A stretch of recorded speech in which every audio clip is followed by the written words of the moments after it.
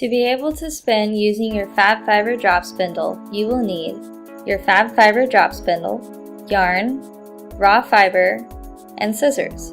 Let's get started.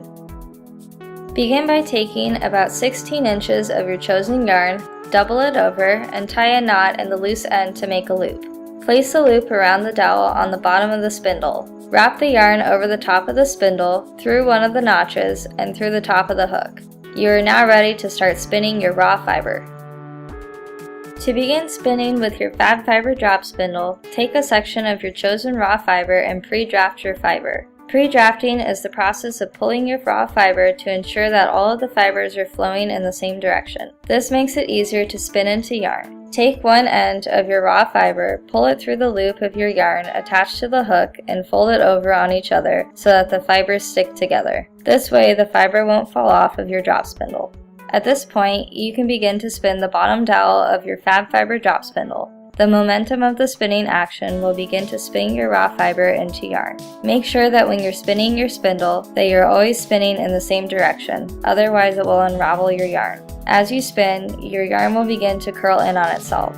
At this point, you can drop your drop spindle, which will continue to spin further up your pre-draft raw fibers. Continue to draft your raw fibers and spin them into yarn. When you have too much yarn to handle comfortably, remove the spun yarn from the top hook and wind the yarn around the bottom of your drop spindle. Reconnect the spun yarn to the top hook and continue spinning. When you are finished with spinning for the day, simply take your yarn and raw fiber mixture and wrap it around the end of the hook.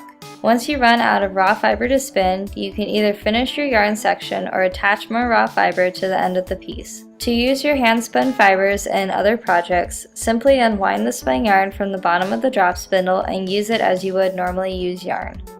Congratulations, you have now learned how to spin your own yarn. Feel free to visit us at dcfabfiber.wordpress.com to view our updates, our other tools, or to send us an email. Thank you for supporting FABfiber.